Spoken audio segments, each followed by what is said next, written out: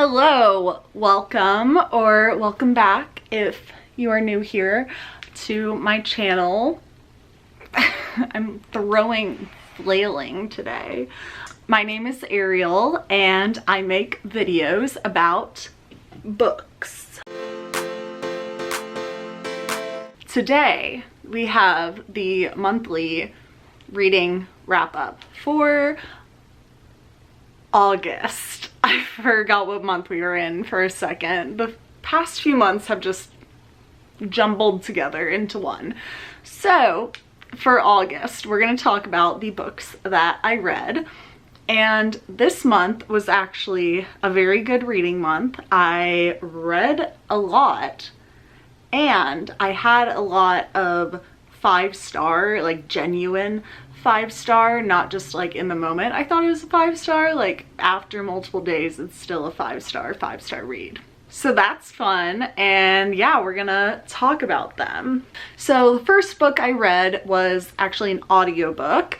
It was called The Secrets of Us by Lucinda Berry. I have pretty much been reading a Lucinda Berry book every month for the past few months because they are pretty much all on Kindle Unlimited, and a lot of them are available as audiobooks, and I love a good audiobook in the car, so I listened to that. It was really good. I think it might be one of my favorite Lucinda Berry books. So it's about these two sisters where it starts off the book like this, so it isn't a spoiler, but one of them burns down her house and her husband is inside it, and he like narrowly escapes. Like it starts with him in the hospital unconscious.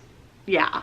And she admits to the like police officers and medical staff, she's like, yeah, I burnt my house down trying to kill my husband. What more do you want to know? So she completely confesses, and meanwhile her sister's like, I don't know, something else has to be happening, and it goes back and forth from the past and the present, which I love. I love a good dual timeline situation, and I liked it a lot. I think it wasn't as memorable as some of her other books, but I overall really liked the characters and the plot, and yeah, it was just another good, enthralling thriller from her. And I'm pretty sure I listened to it in one day, which is always a good sign. I didn't give that a rating.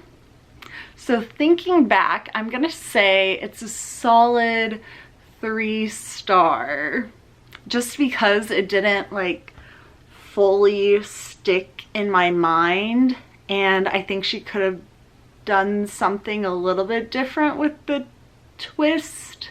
Then I read Heaven by Mieko Kawakami.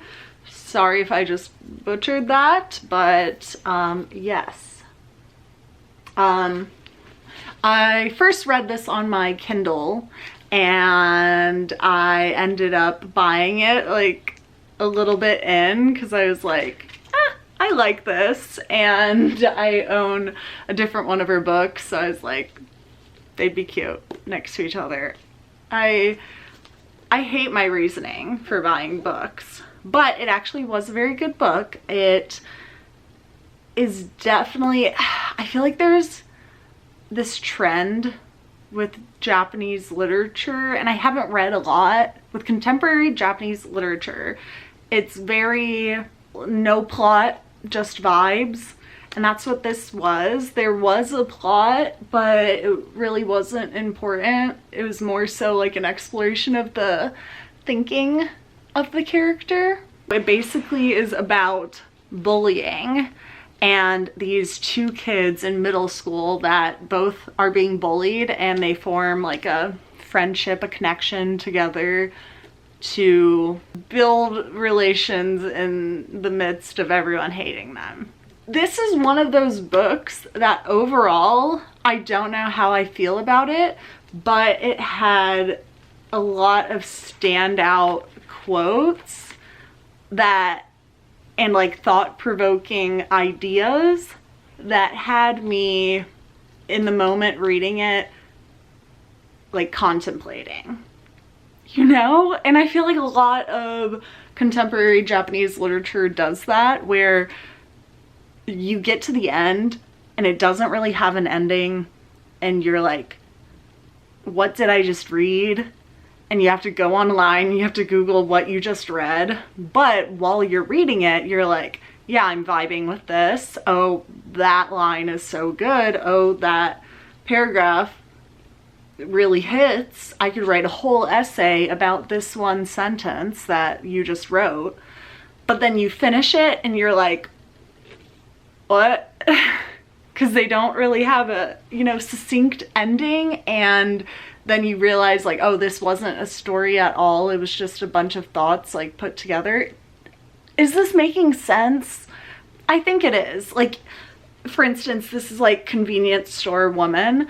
I really liked that book, but the ending is so bad, so blah. And you're just like, okay, I saw that coming, and like, and that's how I felt about this. But I think that's just kind of a trend for Japanese literature. I'm saying Japanese literature, it might be other cultures' literature too, but that's like the only frame of reference I have. So because of that, I'm gonna say I'm rating it a 4-star, I guess, because I really enjoyed reading it.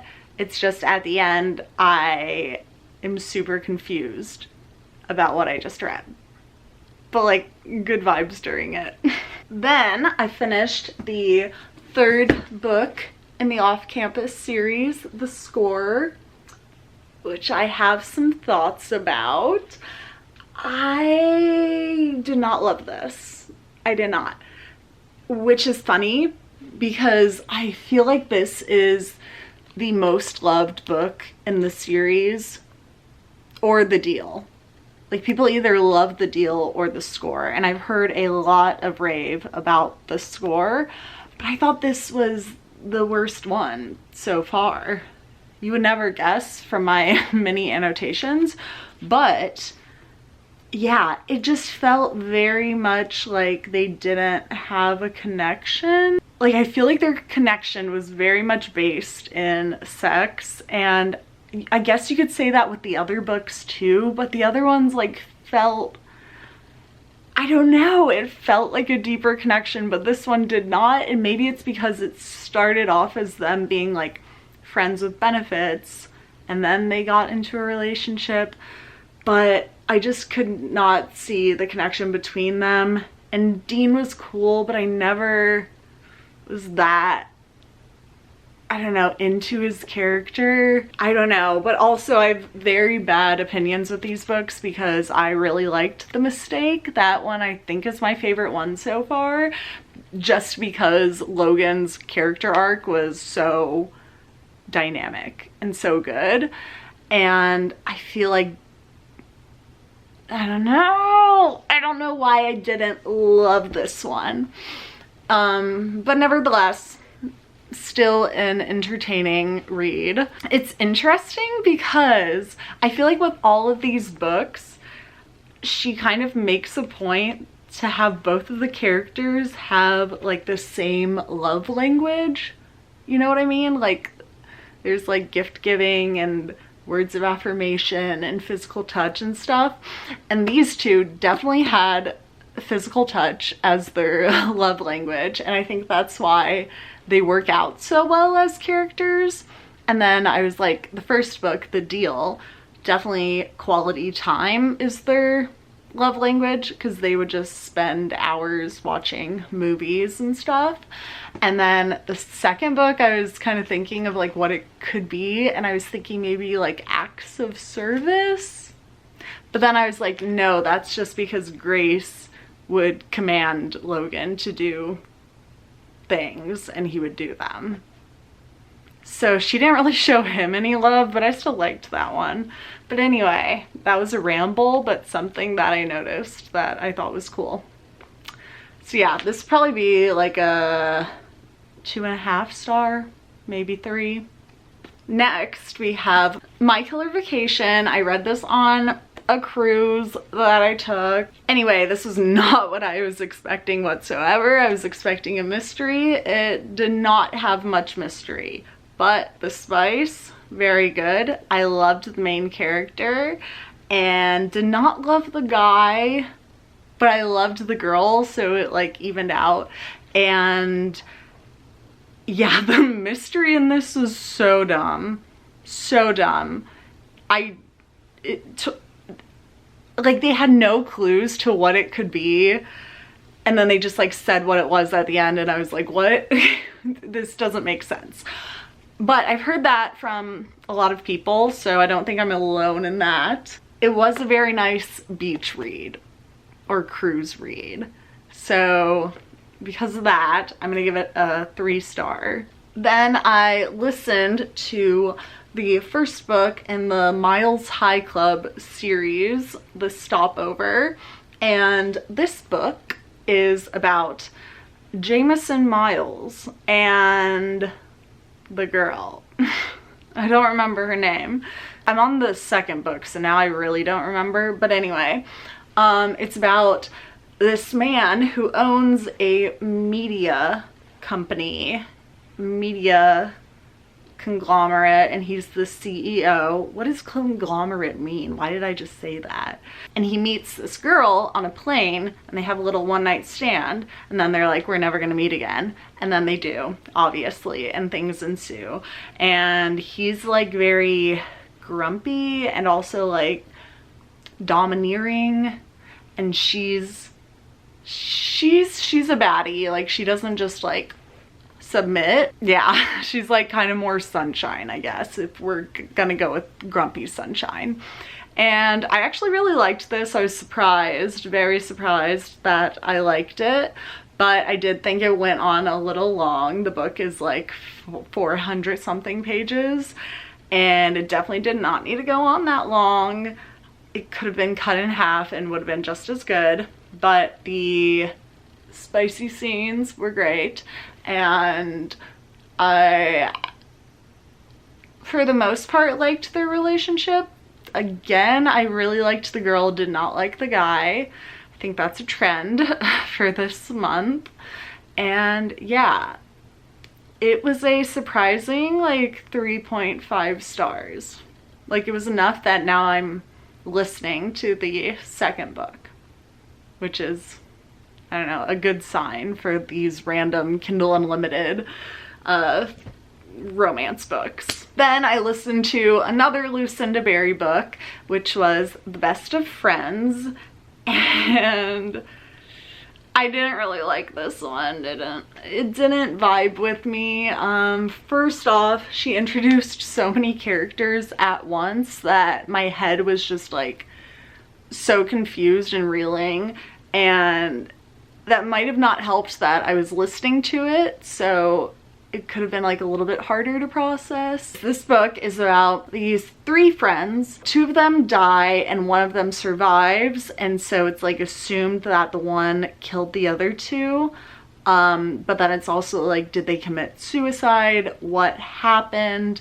And yeah, it's unraveling that. It was a very like heavy book, like more so than any of her other books. I was like, this is intense. Definitely read the trigger warnings. For that, it's like, that's cool because it's stuck in my brain. The whole thing, it like rubbed me the wrong way for some reason, and I just like didn't want to continue listening to it, but I'm so bad at DNFing things that I just continued. It was a weird one. 2 star. I'm gonna give it a 2 star. Next, we have Reckless Girls by Rachel Hawkins. This was an easy 5 star. I have a whole video reading this along with a few of the other ones for this like summer reads video, so that'll come out soon. But this book was amazing. I loved The Wife Upstairs. I have it right here actually. I loved this. I read it earlier this year and was obsessed, and this completely lived up to it. She just has such a way of making the mundane seem spooky and thrilling and suspenseful.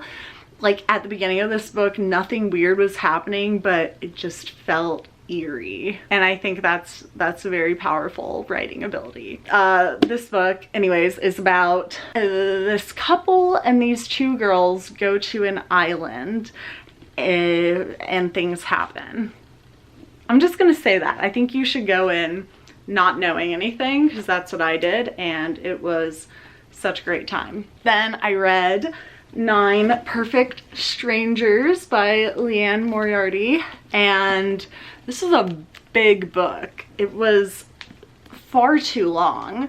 If you don't know, this is a book about a health retreat that these people go to, and weird things happen. This was, I kind of have a gripe with all of Leanne's books. I've only read Big Little Lies and this one, but they both irked me in the same way, where I really liked the story, but I was waiting for something to happen that never did. I enjoyed reading it. The characters are always like very multi-dimensional and kind of like stick in your brain. I think this one would be a like 3.5 star. I liked Big Little Lies better, but still good. And it was very funny. I was listening to part of it on audiobook, and my boyfriend was in the car, and he does not read much, but we were both like laughing at certain points. And yeah, she just has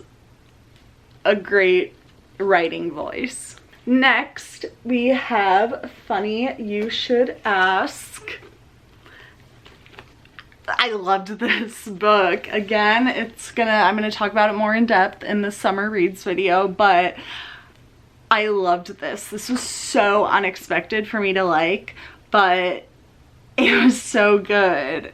It's about this celebrity man and this girl who, she's a journalist, and she goes to interview him, and then she gets famous from this article because he like invites her to parties, and they kind of spend more time than just the allotted interview time, so people start speculating if like they, you know, something happened. And they meet up like 10 years later to do another interview, and it kind of shows how their lives have played out while they haven't seen each other. Definitely very insta love, so if you don't like that, don't read it. I didn't mind it. I sometimes like a good insta love because it's like, I know I'm reading a book, I know it's not real, so having those like fairy tale love at first sight kind of stories, I don't mind, because I'm like, yeah, it's just a story. It's fun to imagine that, you know? So I didn't mind it. I will say their connection, barely saw that. Like, I could not really see what was holding them to each other that long, like why they wanted to be together. But I really liked the main girl. I liked him too. Like I liked both of them individually, but together I was like, I don't really see this. But I feel like that's a common thing with insta love, because you don't really get that like deep emotional understanding of each other. But it was very cute. I really liked how it talked a lot about like her insecurities with her job and where her life was at, which I feel like is very relatable to us 20-somethings. And I liked the format. It had little snippets of like articles and newsletters.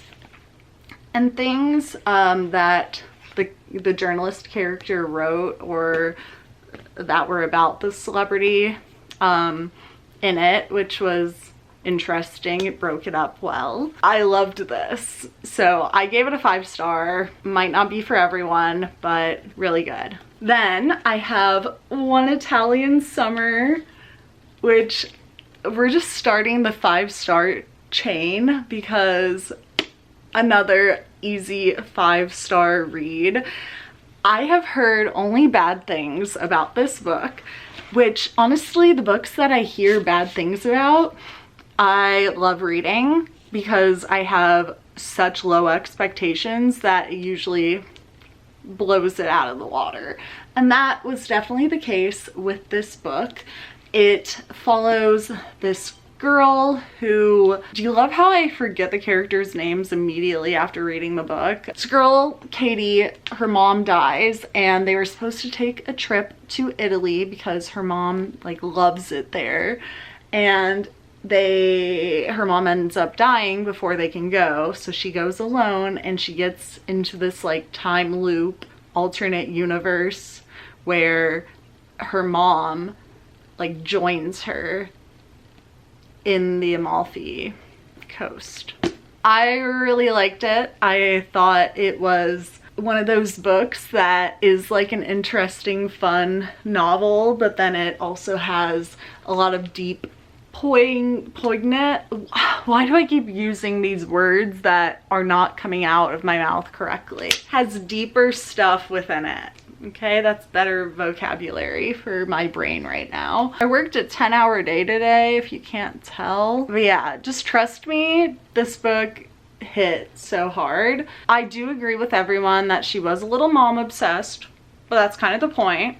I was crying towards the end and it was just amazing. And now I want to read her other book because I never reached for it because I had only heard bad things, but this one, the concept sounded interesting enough to where I read it anyways. So now I want to read in 5 years and see how I feel about that. Last, but definitely not least, is Every Summer After, and this book has probably, I think, been the most hyped up book of the summer. It's insane how much I've heard about this, and you have probably heard a bunch about this too, and for good reason. So good. I have not read Love and Other Words yet, and I've heard it's very similar to that, so now I want to read that, but I also am like, if it's too similar, I feel like that's gonna ruin the magic of this. It's about childhood friends to lovers, and it takes place when they're in like their 30s, and it bounces back between their childhood summers and the present timeline, which I love. And it was a very like mature feeling book, which I'm learning I like. I'm not a big fan of Colleen Hoover, and I think her writing is very like immature, like very would slap if I was in high school, but now I'm just like, this is cringy, and this did not have a single cringy moment in it. It was, yeah, just like mature writing. I don't know, maybe it's because they were in their 30s, I don't know, but it's insane that this was a debut. I am obsessed. I cried during some of it, and I didn't think that I was all that into the childhood friends to lovers trope, but now it's one of my favorites. I've decided. It's so good. Like, they just know each other so well, and it's so cute, and it kind of has that like deeper connection that some books like this, even though I love her, don't have, because I feel like a lot of the books where it's not childhood friends to lovers, even if it's not insta love, it kind of feels like insta love because it only takes place over a few months, and you know they kind of like each other from the beginning, even if they don't say it right away. Another 5-star. So it's getting dark because it's like 8 p.m. here. Thank you, summer sun, but she's going away. So I'm gonna end this video, and I'm done talking about my books, so obviously I'm going to end this video. But thank you so much for watching.